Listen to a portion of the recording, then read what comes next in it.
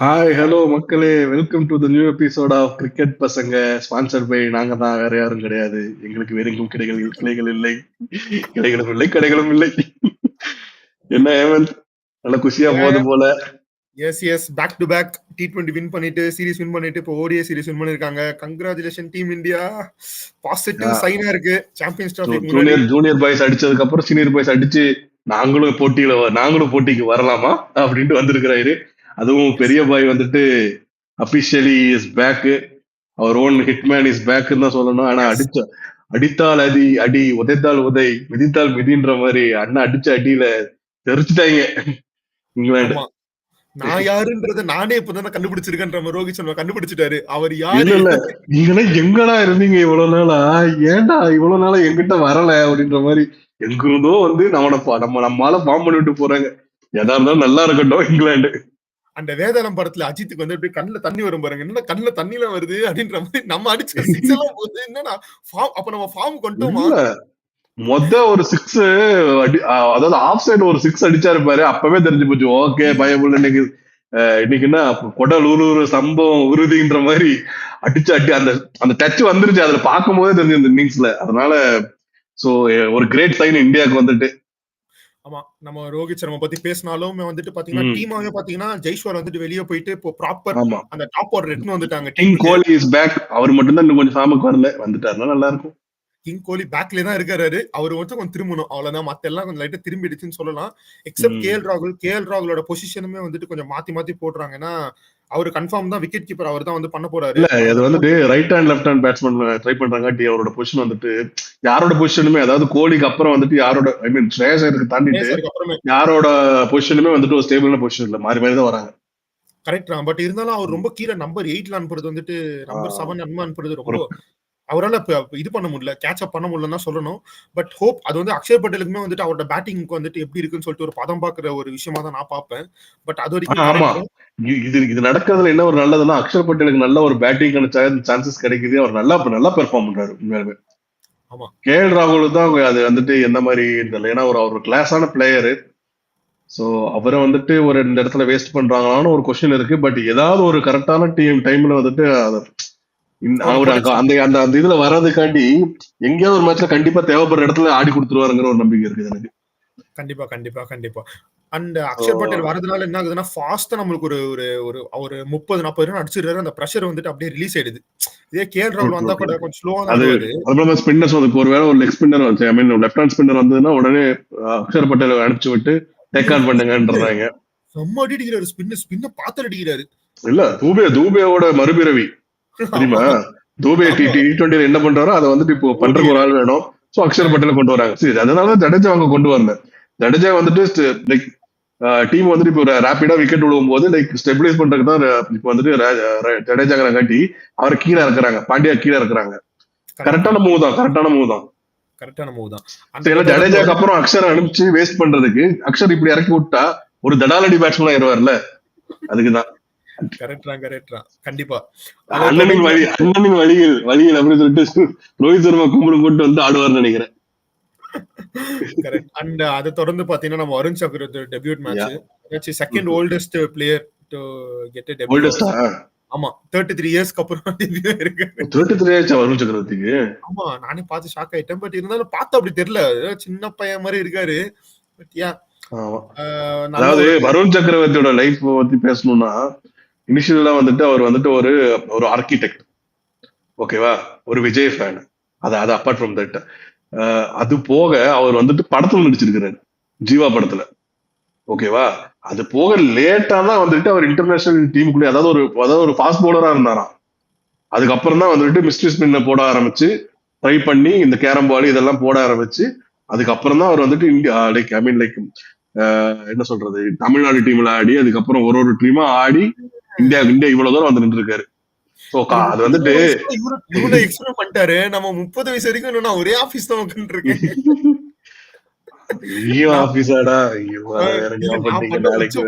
Experiment இந்த YouTube channel தான். அது சரி, அதுவும் சரிதான். சரி, ஓகே. அண்ட் ஃபாலோட் பை யாருக்கு தெரியும் வரலட்சுமி எந்த கதவை திறந்துட்டு வரும், நீ யாருக்கு தெரியும், அப்போ வரும், டோன்ட் வரி. வரும், எப்பவாச்சும் வரணுமே, வந்தா அப்படி நினைச்சு சந்தோஷப்பட்டுக்கணும், வருதோ வரலையோ அதை நினைச்சு சந்தோஷப்பட்டுக்கணும், அவ்வளவுதான். கண்டிப்பா. Followed by his debut, நல்ல ஒரு பெர்ஃபார்மன்ஸ். அதான் கங்க்ராச்சுலேஷன்ஸ் வருண் சக்கரவர்த்தி அந்த டெபியூ. பட் ஆனா என்ன, ஏதோ இண்டிபெண்டன்ஸ் டேக்கு முட்டாய் கொடுக்குற மாதிரி எல்லாத்துக்கும் டெபியூ கொடுத்துட்டு இருக்கிறாங்க இந்தியா டீம்ல. ஒரு முடிவோட தான் இருக்கிறாரு கம்பீர். நான் போகும்போது நான் வந்துட்டு அவர் வந்து ஒரு காமிச்சிருந்தேன், நான் இவ்வளவு பேர் டெபியூ கொடுத்து இவ்வளவு பேர் வளர்த்து விட்டுருக்கேன்னு காமிச்சிருவாரு நினைக்கிறேன். பட் இது ஒரு நல்ல சான்சஸ் தான். பட் ஆனா என்னன்னா வந்துட்டு அதாவது அடுத்தடுத்த என்ன சொல்றது, ஒரு கன்சிஸ்டன்டான ஒரு ஆப்பர்ச்சுனிட்டிஸ் கொடுக்கணும். Correct. And followed by his debut நல்ல ஒரு பெர்ஃபார்மன்ஸ் தான் கொடுத்தாரு.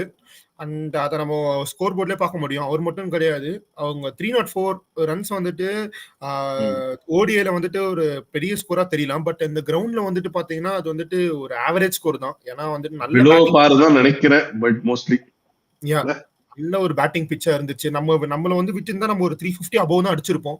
ஆனா அவங்களோட எனக்கு ஸ்ட்ராட்டஜி புரியல. அதாவது ஒரு டாஸ் வின் பண்ணி எப்ப போறோம் ஃபர்ஸ்ட் பேட்டிங் எடுக்கிறாங்க. அதாவது நேத்து மேட்ச்ல எல்லாம் அப்படியே சாயங்கால டைம்ல காட்டுறாங்க, அவ்வளோ டியூ இருக்குது.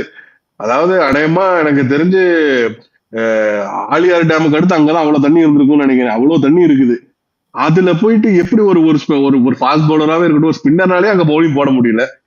சரியா, அது எப்படி ஒரு ஃபாஸ்ட் பவுலர்னால அதை பிடிச்சி கிரிப்பை பிடிச்சி பவுலிங் போட முடியும்? எனக்கு ஒண்ணுமே புரியல. அவங்களோட எனக்கு இந்தியாவோட டெசிஷன் மேக்கிங்கே என்னன்னு எனக்கு புரியல.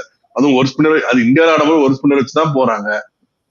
அப்புறம் ஒரு 4 ஃபாஸ்ட் பவுலர் வச்சுக்கிறாங்க. அதாவது இந்தியால எல்லாம் வந்துட்டு எவ்வளவு ஃபாஸ்ட் பவுலர் மார்க் விட்டு மாதிரி 150 வீசுறாங்களோ, ரோஹித் சர்மாக்கெல்லாம் அல்வா மாதிரி அப்பாடா நான் அடிக்க தேவையில்லை, வச்சா போதும். அவருக்கெல்லாம் வந்துட்டு அவ்வளவு டைம் இருக்கு. அதாவது மார்க் விட்ட மற்ற பேட்ஸ்மேன் ஆடும்போது ரொம்ப ஸ்ட்ரகிள் பண்ணுவாங்க. அதாவது ஆடுறதுக்குள்ள பால் உள்ள வந்துடும், ரேட்டில் ஆயிடுவாங்க. ஆனா ஹர்திக் பாண்டியா வந்துட்டு நம்ம ஹர்திக் பாண்டியாவுக்கு அப்புறம் வருவோம். ரோஹித் சர்மா வந்துட்டு அப்படியே அலட்சியமா ஆடுவாரு. அவளுக்கு அவ்வளவு டைம் ஏதோ ஒரு மீடியம் பேசர் போலி போடுற மாதிரி ஆடுவாரு விட்டுவே. சோ அப்படி இருக்கிற இந்தியன் டீம்ல வந்துட்டு இவ்வளவு ஃபாஸ்ட் பவுலர் தேவையா? இவ்வளவு பேரை கொண்டு வந்து போடணுங்கிறது என்ன பேச வச்சதான் இந்தியா ஒன்னும் பண்ண முடியாது. அவங்களுக்கு சூச்சமம் புரியல. அதெல்லாம் பழைய இந்தியா டீம் 150க்கு மேல போட்டாலாம் போய் அவுட் ஆகுறதுக்கு நம்மளாலே இப்ப தான் அவுட் ஆவாங்க. அது தெரியாம போச்சு. சொல்ல போனா ஜடேஜா தான் நான் சொல்லுவேன் மேன் ஆஃப் த மொமெண்ட். நம்ம போன வாட்டி நிறைய பேசிட்டு இருந்தோம், அதாவது ரொம்ப அண்டர் ரேட்டட். அது வந்துட்டு ஏன்னு நிரூபிச்சுக்கிட்டே இருக்காரு. இதெல்லாம் கண்ணுல ஒத்தி வச்சுக்க வேண்டிய ஸ்டாட்ஸ் இல்லையா? தளபதி எங்கள் தளபதி இந்த மாதிரி நம்ம வந்துட்டு இந்த மேட்ச் மட்டும் சொல்ல முடியாது. கன்சிஸ்டன்டா பாத்தீங்கன்னா போன மேட்சும் சரி இந்த மேட்சும் சரி அவர் வந்துட்டு பயங்கரமான பெர்ஃபார்மன்ஸ் தான் நான் சொல்லுவேன். ஏன்னா அவர் வந்துட்டு எல்லா மேட்ச்லயும் பாத்தீங்கன்னா நல்ல ஒரு விக்கெட் எடுக்கிறாரு. அதே சமயம் வந்துட்டு பாத்தீங்கன்னா ரொம்ப ஃபாஸ்டா பவுலிங் போறாரு. அதுதான் அவரோட அட்வான்டேஜ். முன்னாடி டோனி டைம்ல இருந்தே அது வந்து ஒரு அட்வான்டேஜ். என்னன்னா அவர் போடுற 10 ஓவர் வந்துட்டு எப்படி போட்டு முடிக்கிறான்னு தெரியாது. 6 பால் போடுவாரு, டப்புன்னு ஃபீல்டு போயிடுவாரு. 6 பால் போடுவாரு, அது 2 ஓவர் ஒரு 2 ஸ்பின்னர் வந்துட்டாங்கன்னா டப்புன்னு ஓவர் முடிச்சு 20 to 30th ஓவர் வந்துட்டு நீ பிரீத் பண்றதுக்குள்ள அது முடிஞ்சு போயிடும். அப்புறம் முடிஞ்சு போச்சுன்னு சொல்லிட்டு அப்புறம் 30th ஓவருக்கு அப்புறம் அடிக்கணும்னு இருக்கிறதுல விக்கெட் விழும். இதான் வந்து தோனி எப்பவுமே பண்ற விஷயம். அதுதான் வயசாக அப்கிரேட் ஆகிட்டே போறாரு போல. 23 செகண்ட்ல முடிச்சிருக்காரு. 23 செகண்ட்ல முடிச்சிருக்காரு. வந்து ஃபாஸ்டஸ்ட் பை எனி இந்தியன் தான் சொல்லணும். அதே மாதிரி பாத்தீங்கன்னா ஃபர்ஸ்ட் மேட்சும் பாத்தீங்கன்னா 26 ரன் தான் கொடுத்திருக்காரு 9 ஓவர் போட்டு. செகண்ட் மேட்சும் பாத்தீங்கன்னா 35 ரன் தான் கொடுத்திருக்காரு. என்ன தெரியுமா, இது வந்து என்ன சொல்றது, ஒரு சோகம். இதெல்லாம் பத்தி யாரும் பேச மாட்டாங்க. பேட்ஸ்மேனை பத்தி மட்டுமே பேசிட்டு கிரிக்கெட் வந்து ஒரு பேட்ஸ்மேன்ஸ் கேம் ஆயிடுச்சு. அதாவது எதர்லி பும்ரா மாதிரி வந்துட்டு ஐ கேச்சிங்கா இருக்கணும், இல்ல வந்துட்டு பயங்கரமான ஸ்டாட்ஸ் இருக்கணும். ஆனா இதெல்லாம் வந்துட்டு இதே மாதிரிதான் T20 வேர்ல்டு கப்ல கூட அவருக்கு வந்துட்டு ரொம்ப அண்டர் ரேட்டட் ஒரு ஸ்டாட்ஸ் எல்லாம் எடுத்து பார்த்தோம்னா. சோ ரொம்ப ரொம்ப ரொம்ப ரொம்ப கன்சிஸ்டன்டா இருக்காரு. எவ்வளவு கன்சிஸ்டன்டா இருக்காருன்னு பாக்கணும் நம்ம. அதுதான் இம்பார்ட்டன்ட். பாரு 9 ஓவருக்கு 26 ரன், 9 ஓவருக்கு 10 ஓவருக்கு 35 ரன் எல்லாம் வந்துட்டு இந்த காலத்துல எந்த ஸ்பின்னர் அந்த மாதிரி பவுலிங் போடுறாங்க சொல்லு? இல்ல ரொம்ப ரொம்ப ட்ரூ தான். ஏன்னா இதுதான் வந்துட்டு ரீசெண்ட் அஸ்வின் கூட ஒரு பேட்டியில சொன்னாரு, இவர் வந்துட்டு ஒரு லெஜெண்ட், ஆனா ரொம்ப அண்டர் ரேட் பண்ணி வச்சிருக்கீங்கன்னு சொல்லிட்டு. சொல்ல போனா he can Pavul, he can bat, he can field. And எல்லா ஃபீல்டிங்ல வந்துட்டு ஒரு ஆள் இல்ல 2 ஆள் இருக்கிறதுக்கு சமம் ஒரு ஆள் இருக்கிறது. ஆமா, அஸ்வின் சொன்னது வந்துட்டு ரொம்ப ரொம்ப உண்மைதான். ஏன்னா வந்துட்டு எந்த ஒரு மீடியாலுமே அது வந்துட்டு பெருசா இதை பத்தி பேச மாட்டாங்க. ஆக்சுவலி இந்த மாதிரியான ஒரு பிளேயர் வந்துட்டு எந்த டீமுக்குமே வந்துட்டு ஒரு டிகேடுக்கே கிடைக்க மாட்டாங்க. அவர் வந்துட்டு சொல்ல போனா அண்டர்-19 ஒரு வேர்ல்டு கப்ல இருந்து இப்போ வரைக்கும் ஒரு சாம்பியன் பிளேயரா தான் இருந்திருக்காரு அவர் விளையாடக்கூடிய டீம்ல. எனக்கு தெரிஞ்சு இதே மாதிரி இன்னொரு பிளேயர் நான் பாக்குறது வந்து சாண்ட்னர். பட் ஆனா பேட்டிங்ல அவ்வளவு கன்சிஸ்டன்சி இல்லைனாலும் fielding, bowling, batting he can bat அந்த மாதிரி. ஓகேவா? ஆனா அதுல நம்பர் 1 இருக்கிறது வந்துட்டு ஜடேஜா தான். ஜடேஜா மாதிரி ஒரு ஆள்னா ஒரு டீமுக்கு கிடைக்கிறது வந்துட்டு புண்ணியம் பண்ணி வச்சிருக்கணும், கொடுத்து வச்சிருக்கணும். ஆனா நம்ம வந்து அன்பார்ச்சுனேட்லி நம்ம ரோஹித் சர்மாக்கு ஈக்குவலாவும் விராட் கோலிக்கு ஈக்குவலாவும் பேச வேண்டிய ஒரு பிளேயர் வந்து நம்ம வந்து அண்டர்ரேட் பண்ணி வச்சிருக்கோம். அது எப்பவுமே பவுலர்ஸ்னா அப்படித்தான். ஏதோ பும்ரா வந்து கன்சிஸ்டன்டா பண்றங்காட்டி பரவாயில்ல. அதுவும் பும்ராவும் ரீசெண்டா தான் இப்பதான் அது ரீசெண்டா தான். அது இப்பதான் ட்ரெண்ட் மாறி இருக்கு. அதான் கொஞ்சம் புரிஞ்சுக்கிறாங்க கிரிக்கெட்டை. முன்னாடி எல்லாம் வந்துட்டு வெறும் பேட்ஸ்மேன்ஸ் கேமா இருந்துச்சு, 100 அடிச்சாதான் என்டர்டைன்மெண்ட் இருந்துச்சு. இப்போ வந்துட்டு இந்தியன் டீம் வந்துட்டு நல்லா பவுலிங் போடுறங்காட்டி பீப்புள் ஆர் என்ன சொல்றது எக்ஸைட்டட் அபவுட் அவர் பவுலிங் மோர் தென் பேட்டிங் அப்படின்ற மாதிரி ஆயிடுச்சு. ஏன்னா பேட்டிங் கொஞ்சம் அப்படித்தான் கவலைக்கிடமான ஐசியூல தான் இருந்தாங்க. இப்பதான் அப்படிதான் எந்திரிச்சிருக்காரு, கண்ணை முழிச்சிருக்காங்க இப்பதான். அதாவது இப்பதான் திருப்பி வந்திருக்கிறாங்க. நான் ஒரு பேட்ஸ்மேன் ஆமா அப்படின்னு சொல்லி அடிக்க ஆரம்பிச்சிருக்காங்க. இன்னும் ஒருத்தர்கிட்ட இருந்து இதை எக்ஸ்பெக்ட் பண்றேன். அண்ட் ஆல்சோ லைக் இன்னொரு விஷயம் என்னன்னா, ஈவன் லைக் நம்ம இந்த சீரிஸ் ஆரம்பிக்கும் போது நம்ம 3 பேர் மேல கன்சர்ன் வச்சிருந்தோம். அதாவது கில்லு, ரோஹித் சர்மா அண்ட் விராட் கோலியா இருக்கட்டும், சரியா? ஆனா லைக் இதுல வந்துட்டு 2 பேர் லைக் கில் ஃபர்ஸ்ட் மேட்ச்லயே அடிச்சு காமிச்சிட்டாரு, செகண்ட் மேட்ச்ல கன்சிஸ்டன்டா ஆடுறாரு. So I have no question about Gill playing ahead of Jaiswal. Jaiswal இருந்தா ஒரு லெஃப்ட் ஹேண்ட் காம்பினேஷன் நல்லா இருக்கும், இல்லையே நான் சொல்லல. ஜெய்ஸ்வால் வந்து ரொம்ப ரொம்ப ரொம்ப நல்ல பேக்கப் தான் இப்போதைக்கு, வேற வழியே இல்லை. ஏன்னா the way Gill is playing அவருக்கு சான்ஸே இல்லைன்னு தோணுது இடத்துல, லைக் ஐ மீன் இந்த பிளேயிங் லெவல்ல. அதுவும் அலட்சியமா ஆடுறாரு, ரொம்ப சில ஷாட்லாம் ரொம்ப அலட்சியமா ஆடுறாரு. அப்புறம் லைக் நம்ம பெரியப்பா வந்துட்டு ஃபார்முக்கு வந்ததுல வந்துட்டு யாரு குஷியோ இல்லையாப்பா, எனக்கு குஷிப்பா. ஏன்னா அதாவது வீரேந்தர் சேவாவுக்கு அப்புறம் நமக்கு வந்துட்டு என்ன சொல்ல வர்றது, வீரேந்தர் சேவருக்கு அப்புறம் ஒருத்தர் வந்துட்டு நம்ம அது மாதிரி ஐ கேச்சிங்கா ஒரு மாதிரி அடித்தட்டி ஒரு மாதிரி அதகலம் பண்றது ஓப்பனிங்ல வந்துட்டு அப்படி பாக்குறது வந்துட்டு நான் ரோஹித் சர்மா தான் பாக்குறேன். கண்டிப்பா நீங்க பாத்தீங்கன்னா நம்மளுக்கு வந்துட்டு ஒரு வீரேந்தர் சேவாக் அதுக்கப்புறம் வந்துட்டு சச்சின் தெண்டுல்கரோட ஓப்பனிங் பார்ட்னர்ஷிப் மாதிரியே வந்துட்டு சொல்ல போனா ரெப்ளிகேட் ஆகிற மாதிரி எனக்கு ஃபீல் ஆச்சு. ஏன்னா இப்போ ரோஹித் சர்மா சிக்கர் தவான் வந்துட்டு எந்த விதத்திலுமே வந்து கம்மியான பார்ட்னர்ஷிப் கிடையாது. அவங்க சாம்பியன் பிளேயர்ஸ் டு ஓப்பன் தான். பட் நீங்க நல்லா பாத்தீங்கன்னா ரோஹித் சர்மா வந்து நல்லா ஹிட் பண்ணி விளையாடுறதும், கில் வந்துட்டு நல்லா கிளாஸா விளையாடுறதும், இது வந்து பாத்தீங்கன்னா அப்படியே வந்துட்டு சச்சின் சேவாக் மாதிரியே எனக்கு ஒரு ஃபீல் ஆகுது. ஏன்னா சேவாக் வந்தோடனே வந்துட்டு அவுட் பர்ஃபார்ம் பண்ணுவாரு, சச்சின் வந்துட்டு கிளாஸா அந்த இன்னிங்ஸை வந்துட்டு கொஞ்சம் கொஞ்சமா பொறுமையா ஒன் டவுன் கிட்ட 2 டவுன் கிட்ட வரைக்கும் ஒரு பார்ட்னர்ஷிப் போட்டு ஆடுவாரு. எனக்கு அதே மாதிரிதான் வந்துட்டு பாத்தீங்கன்னா தோணுது. இதுதான் நம்ம பசங்க கிட்ட பிரச்சனையே, தூக்கி வச்சு கொண்டாடினா அப்படியே கொண்டாடிடுவோம், கீழே போட்டு குதிச்சா ஒரேடியா குதிச்சிடுறது. நான் என்ன சொல்றேன், லைக் எனக்கு வந்து உங்களோட கன்சர்ன் இருந்துச்சு. Okay, I understand that. Like கன்சிஸ்டன்டா கொஞ்ச நாளா நல்லா ஆடிட்டு வந்துட்டு இருக்காங்க, இல்லைன்னு சொல்லல. பட் என்னன்னா like when Rohit Sharma is on form அப்படின்னா என்ன ஆகும் அப்படிங்கிறது வந்து அந்த 300 ரன் வெறும் 42 ஓவர், அதாவது ஆக்சுவலி 38 ஓவர்ல முடிச்சிருக்க வேண்டியது கடைசியா லைக் ஒரு 2-3 விக்கெட் விழுந்தங்காட்டி லைக் நமக்கு வந்துட்டு முடிக்க முடியல. இல்லைன்னா வந்துட்டு 42 ஓவர்ல சும்மா அல்வா மாதிரி சாப்பிட்டு போயிட்டாங்க இந்த சேஸ.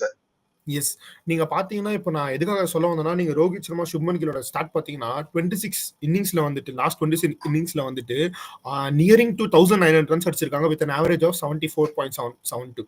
அதுல வந்துட்டு 600 பார்ட்னர்ஷிப், 1150 பார்ட்னர்ஷிப்னா ஆல்மோஸ்ட் கிட்டத்தட்ட 50 பார்ட்னர்ஷிப், 17 மேட்சஸ் வந்துட்டு 50 பார்ட்னர்ஷிப் மேல. அது வந்துட்டு குட் ஸ்டார்ட்டா தெரியுது எனக்கு. ஏன்னா இது வந்துட்டு இந்த ஓடிஏல இந்த மாதிரியான ஒரு ஸ்டார்ட் கிடைக்கிறது ரொம்ப அபூர்வம்.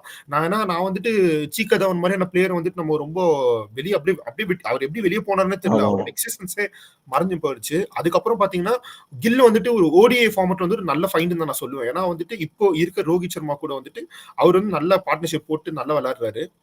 ஸோ அது வந்துட்டு ஒரு குட் சைன் தான். ஹெட் ஆஃப் சாம்பியன்ஸ் ட்ராஃபி வந்துட்டு நான் பாத்தீங்கன்னா 2 பேர்ல யாராவது ஒருத்தர் நல்லா பெர்ஃபார்ம் பண்ணாரு, நல்ல ஒரு ஸ்கோர் வந்துருன்ற மாதிரி எனக்கு தோணுச்சு.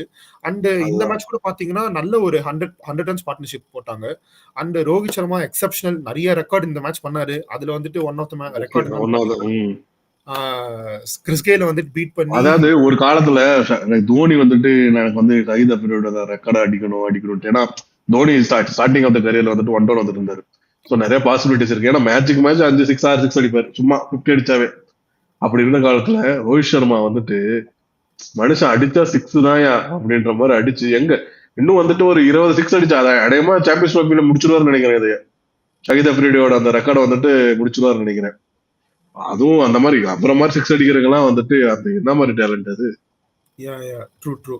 ஸோ அதுக்கப்புறம் வந்துட்டு பாத்தீங்கன்னா நான் எதுக்காக இதை போட்டேன்னா, முக்கியமா வந்துட்டு நம்ம ஸ்ரேயஸ் ஐயர், ரோஹித் சர்மாவோட கன்சிஸ்டன்ஸா எப்படி ஜடேஜா வந்து பவுலிங்ல பெர்ஃபார்ம் பண்றாரோ அதே மாதிரி வந்துட்டு நம்ம ஸ்ரேயஸ் ஐயர் கூட வந்து ரெஸ்பெக்ட் அப்படின்னு தான் நம்ம சொல்லணும். நாட் அவுட்ல இந்த மேட்ச் ம்? இந்த மேட்ச் நாட் அவுட் நினைக்கிறேன். யா சோ நீங்க பாத்தீங்கன்னா ஆமா நாட் அவுட்லாம் இல்ல அவுட்ரா அவுட் ஆயிட்டாரு அப்படியா? அவுட்ரா. சோ முக்கியமா என்ன நான் சொல்ல வரேன்னா அந்த பொசிஷனுக்கு என்ன கான்ட்ரிபியூட் பண்ண முடியுமோ அதை பெர்ஃபெக்ட்டா கான்ட்ரிபியூட் பண்றாருன்னு நான் சொல்லுவேன். ஏன்னா அவர் வராரு வந்து ஒரு நல்ல ஒரு பால்ல நல்ல ஒரு பார்ட்னர்ஷிப் கிரியேட் பண்ணி நல்ல ஒரு எலிவேஷன் கொடுத்துட்டு அவுட் ஆறது பரவாயில்ல. ஆனா வந்துட்டு என்னன்னா இவரோட இன்னிங்ஸுமே வந்துட்டு கொஞ்சம் யாருமே பெருசா பேச மாட்டாங்க. அதனாலதான் நம்ம பேசியே ஆகணும். அதே பவுன்சர் பால்ல வந்துட்டு அவருக்கு வந்துட்டு கொஞ்சம் வீக்னஸ் இருந்துச்சு. பட் ஆனா காய் ஹஸ் ஒர்க்ட் அவுட்.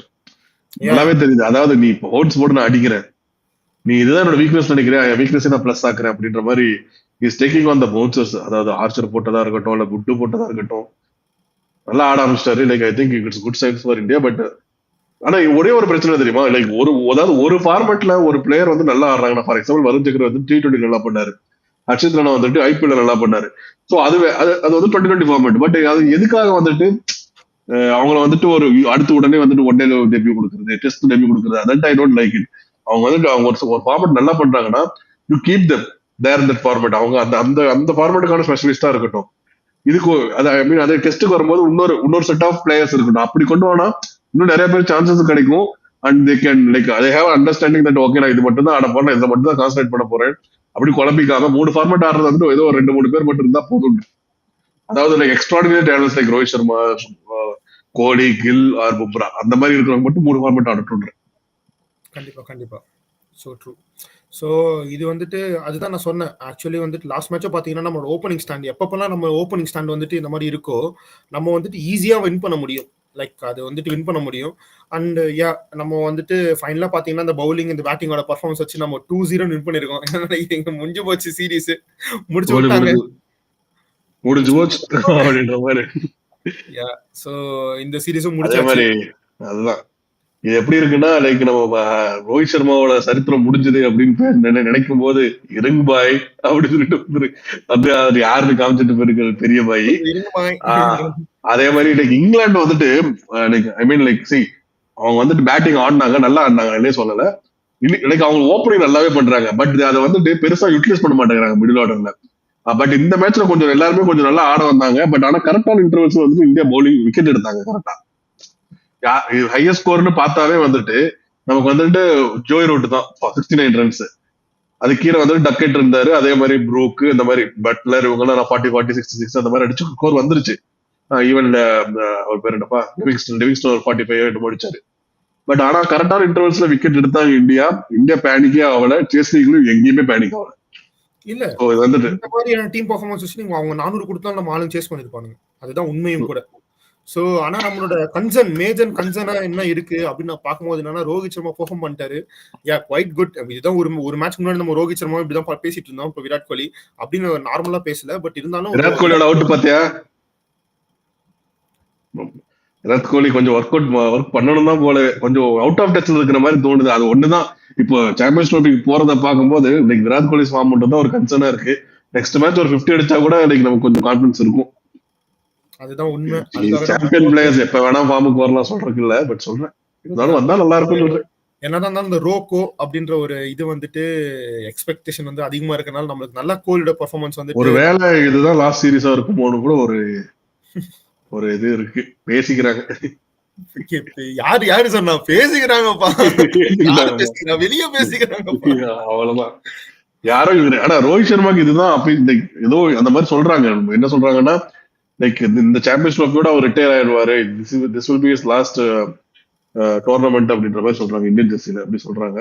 பட் எந்த அளவுக்கு உண்மை தெரியல. ஆனா பெரிய பாய் இப்படி எல்லாம் சம்பவம் பண்ணிட்டு இருந்தாருன்னா இன்னும் கொஞ்சம் இன்னும் அடுத்த சீசன் எக்ஸ்டெண்ட் ஆகும். ஒலிம்பிக் 2028 வருது, இலங்கை 2028 ஒலிம்பிக் விளையாண்டு போறேன் சொன்னாலும் ஆச்சரியப்படுறதுக்கு இல்ல. ஐரணி இந்த ஐரணி நோட்டீஸ் பண்ணீங்களா? ரொம்ப கஷ்டமா இருந்துச்சு. அதாச்சும் 2026ல வேர்ல்டு கப் வருது இல்ல, 26 77 50 ஓவர் வேர்ல்டு கப் 7 அது ஒரு கம்பேர் வரும்போதே சொல்றாரு. சோ யா அது பரவாயில்ல. பட் இருந்தாலும் இந்த ஐரணி பாத்தீங்களா, அர்ஷதீப் வந்துட்டு நம்மளோட சாம்பியன்ஸ் ட்ராஃபில எடுத்திருக்காங்க. ஆனா அவருக்கு சான்ஸ் தரல. சாம்பியன்ஸ் ட்ராஃபில இருக்காத பிளேயர் ஹர்ஷித் ராணா, அவருக்கு சான்ஸ் தராங்க. என்ன நியாயம் எனக்கு புரியல. சாம்பியன்ஸ் ட்ராஃபில விளையாட போறவனுக்கு கொஞ்சம் சான்ஸ் கொடுங்கடா. இல்ல அதாவது அந்த சாம்பியன்ஸ் ட்ராஃபிக்கு அது வந்து பிரிலிமினரி ஸ்குவாட் தான், அது வந்து அது கன்ஃபார்ம் ஸ்கோர் கிடையாது. கடைசியில் எப்ப வேணா மாத்தலாம் அந்த ஸ்குவாட. அதுதான் எப்ப வேணா அது இது மாத்தணும். அவன் ஆடுறதே தெரிஞ்சு போச்சு. தம்பி உனக்கு சான்ஸ் கொடுத்தாதானே நீ உள்ள டீம்ல இடம் கேப்ப. உனக்கு சான்ஸே கிடையாது. ஹர்ஷித் ராணா வா வந்து ஆடு அப்படி சொல்லி ஆட வைக்கிறாங்க. பட் ஆனா என்னதான் நடக்குதுங்க? இது வந்து கொஞ்சம் ஹர்ஷித் ராணாவோட ஹர்ஷதீப் சிங் வந்துட்டு இந்த பேசஸ்ல I mean one of the left hand pacer இருக்கும் போது like match value to the squad. But ஆனா அது வந்து பண்ண மாட்டேன்றாங்க. என்னன்னு எனக்கு புரியல. இல்ல அண்ட் ரொம்ப எனக்கு அநியாயமா இருக்குது. ரொம்ப ரொம்ப அநியாயமா இருக்குது. அதெல்லாம் இதுல வேற அதுக்கெல்லாம் காரணம் இந்த மனுஷன் தான். இந்த மனுஷன் இருந்திருந்தானா இவனதான் நான் பார்க்க வேண்டியது இருக்குமா இந்த மனுஷன் அப்படின்ற மாதிரி. இருந்திருந்தாங்கவா? என்ன சொன்னாங்க பாத்தீங்களா? India will take a decision of Bumrah's availability for Champions Trophy tomorrow. அதாச்சும் நாளைக்கு தெரிஞ்சிரும். நம்மளுக்கு கப் 50% மோஸ்ட்லி சொந்தமா. எனக்கு வந்துட்டு சரி நான் ஏதோ ஜிங்ஸ் பண்ண விரும்பலப்பா விடுப்பா. அதான். ஆனா இருந்தாலும் பூம்ரா வந்துட்டு ஒரு பூம்ராவோட இருக்கிறத வச்சுதான் நம்மளோட கப்போட பெர்சன்டேஜ் நம்மளுக்கு இருக்கு இல்லன்னு சொல்ற முடியும். இல்ல இது ஒரு நல்ல டெஸ்ட் தான். பும்ரா இல்லைன்னா நம்மளோட நம்மளோட நம்மளோட இது எவ்வளவு நமக்கு தெரிஞ்சு போயிடும். என்ன லட்சணத்துல நாம இருக்கோம் அப்படின்ட்டு. கம்பீர் வந்துட்டு பூம்ரா எல்லாம் என்னப்பா என் ஆளு ஹர்ஷித் ராணா இருக்காரு இறக்கப்பா. அங்கிட்டு பார்த்தா ஷர்துல் தாக்கூர் நான் சொன்னா இன்னைக்கு 6 மார் கலக்கிட்டு இருக்காரு. ஷர்துல் தாக்கூர் கலக்கிட்டு இருக்காரு. தனுஷ்கோட்டி என்ற அவர் வேற லெவல். அங்க 190s நினைக்கிறேன். அங்க வேற லெவல்ல ரஜினி நல்லா போயிட்டு இருக்கு. பாத்தீங்களா நியூசிலாந்து இதே மாதிரி நம்மள மாதிரி வின் பண்ணிருக்காங்க. 304 306 இதே மாதிரி வின் பண்ணிருக்காங்க. நம்மள ஆமா மாதிரி டார்கெட் சவுத் ஆப்பிரிக்காக அடிக்கிறாங்க. நியூசிலாந்து ஏய் நீ ஏற எங்க பூல்ல ஆனா கூட எங்க பூல்ல வந்து எங்களை சாவடிக்கிற. ஆனாலும் அதுக்காண்டி என்ன ப்ராப்ளம் பாத்தியா? ஃபர்ஸ்ட் பாகிஸ்தான் அடிச்சு தூக்கியாச்சு. இப்ப சவுத் ஆப்பிரிக்கா அடிச்சு தூக்கியாச்சு. அடுத்து வா வா வா இந்தியா இந்தியா தான் போயிட்டு இருக்கிறோம். ஐயோ இவன் வேற சாமி அப்படின்ற மாதிரி. எங்க போனாலும் நீயே இடம் வர. நீ வேற ஏதாவது இடத்துக்கு வேற பொருள் போயிட்டு வாடா. wherever I go I see you அப்படின்ற மாதிரி ஸ்பைடர்மேன் வந்து அயன்மேனை பாக்குற மாதிரி நம்ம எப்ப பார்த்தாலும் நியூசிலாண்ட பார்த்து வேர்ல்டு கப்ல வெறுப்பானுங்க. ஃபைனல்ஸ்ல வந்து நம்ம கூட நிப்பானுங்க போல இருக்கு. இதோ வந்துட்டோம். சர்ப்ரைஸ் பண்ண வந்துருவானுங்க. ஐயோ வந்தா எனக்கு ஆஸ்திரேலியா சவுத் ஆப்பிரிக்கா இல்ல இந்த பாகிஸ்தானை பார்த்தா கூட எனக்கு பயம் இல்லடா. இவ்வளவு பயம் இல்லடா. இந்த கருப்பு சட்டையை வந்துட்டு பிளாக் கேட்ஸ பார்த்தா தான் எனக்கு ரொம்ப ரொம்ப பயமா இருக்குது. உண்மைதான். ஏன்னா அவனுங்க கிட்ட நம்ம எப்பவுமே ஏதாச்சும் வேலை இவனுங்க தான் மாமா நம்மள வேலை பார்த்து விட்டானுங்க. ஏதாச்சும் வேலையை பார்த்து விட்டுருவானுங்க. எப்ப பாரு நம்மள வந்து ஒரு வேலை செஞ்சு விட்டுருவானுங்க. கோளாறான பசங்க அவங்க.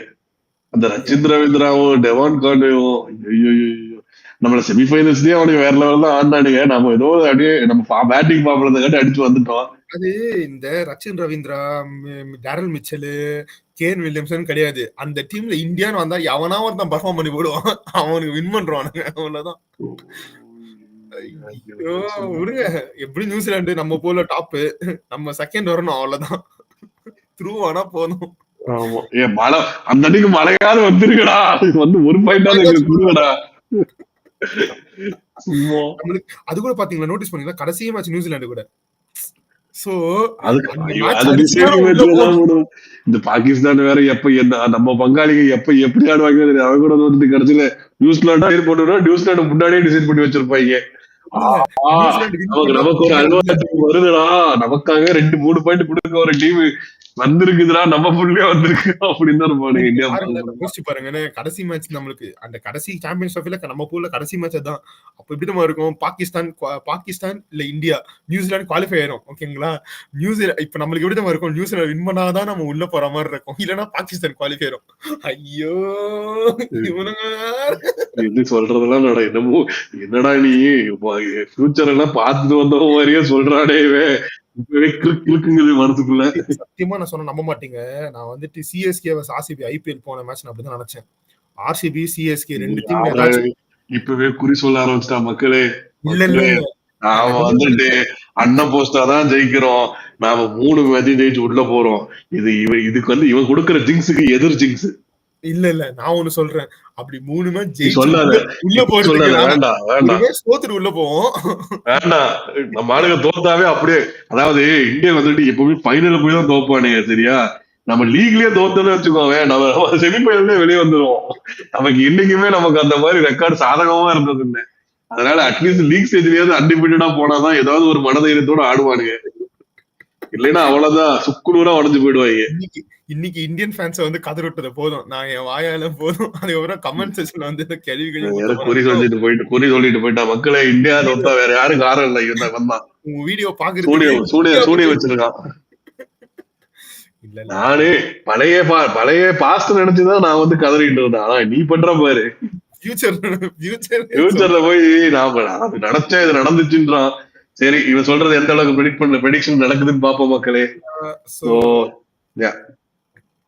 அவ்வளவுதான், இந்த வீடியோ முடிஞ்சிருச்சு. நம்ம நெக்ஸ்ட் தேர்ட் மேட்சோட ரிவ்யூ பார்ப்போம். தேர்ட் மேட்ச் முடிஞ்சதுக்கு அப்புறம் நம்ம சாம்பியன்ஸ் ட்ராஃபி பத்தியும் பேச வேண்டியது இருக்கு. ஹோப் இதுக்கு மேல வரப்போற செஷன்ஸ்லாம் வந்துட்டு ரொம்ப இன்ட்ரெஸ்டிங்காகவும் ரொம்ப கிட்ட இருக்கு. சாம்பியன்ஸ் ட்ராஃபி வேற ஸ்டார்ட் ஆக போகுது. ஸோ பார்ப்போம். கீப் சப்போர்ட்டிங் அஸ் மக்களே. Thanks for all your like comment. இன்னும் வரல, கமெண்ட் போடுங்க. அதுக்கப்புறம் நாங்க யாரோ ராஜ் ஒருத்தர் போட்டாரு, தேங்க்ஸ் ஃபார் கமெண்டிங் இல்ல, நீங்க போட்ட நேரம் ரோஹித் சர்மா ஃபார்முக்கு வந்துட்டாரு. ஆமா, கரெக்டா யார் இவரு ஜோசிகாரா இருப்பாருன்னு நினைக்கிறேன். கரெக்டா போட்டாரு பாரு, ரோஹித் சர்மா ஃபார்முக்கு வந்தா நல்லதுன்னு போட்டாரு. அதே மாதிரி நடந்து போச்சு. வரணுமே அப்படின்னு போட்டோம், வந்துட்டாங்களே. அந்த ராஜ் வந்து தயவு செஞ்சு வந்துட்டு இந்த வீடியோல வந்துட்டு விராட் கோலி ஃபார்முக்கு வந்தா நல்லதுன்னு சொல்லிட்டு போங்க. ஆமா போட்டுருங்க. So thank you மக்களே, thank you for all your support. Thank you.